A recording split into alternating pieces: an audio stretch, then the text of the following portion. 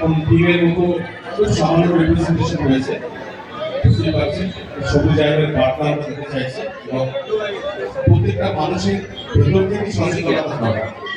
অর্থাৎ আমরা বর্জ্য পদার্থ কোথায় ফেলবো, ইনস্ট্যান্টলি ব্যস্ত জীবনের মধ্যে আমাদের মনে থাকে না। আমরা টুকটুক করে ভাতটা আমরা যেখানে সেখানে ফেলে দেই, বা জল খেয়ে প্লাস্টিক বটলসটা আমরা যেখানে ফেলে দিই, এরকম ছোটোখাটো অনেক জিনিস ফেলে দিই। সেই সময়ের মধ্যে আমাদের কিন্তু মনে থাকে, কারণ আমরা এত ব্যস্ত, শশব ব্যস্ত মানুষ। আমরা 2026 সালের হাইটেক এআই সমাজে দাঁড়িয়ে আমরা যখন নিজের 24/7 এর কর্মজীবনে ব্যস্ত, তখন চাপকে ভাতটা কোথায় ফেললাম, কিন্তু প্লাস্টিক বটলস কোথায় ফেললাম, সিগারেটের প্যাকেটটা কোথায় ফেললাম, সময় নেই, এত সময় মানুষের হাতে নেই। কিন্তু সেটাই যদি একটু সুশৃঙ্খলভাবে করতে পারি, তাহলে আপনার আমার পাশের সমস্ত বাড়ি পাড়া সর্বত্র একটা ক্লিনলিনেস থাকবে, সেটাতে আমরাই লাভবান হব।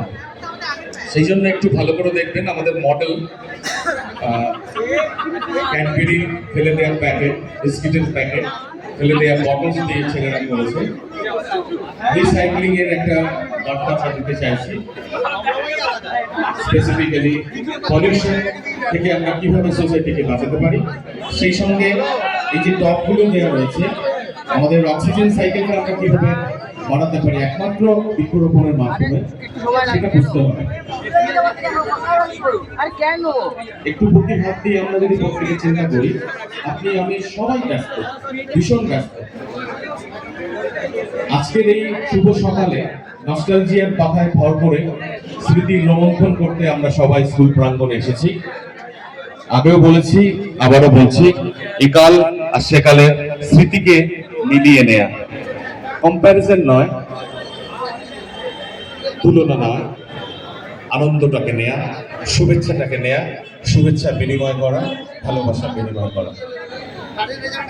সেই জন্য স্কুলের তরফ থেকে আরো একবার সকল দর্শনার্থীকে অসংখ্য ভালোবাসা, শুভেচ্ছা এবং ভালোবাসা।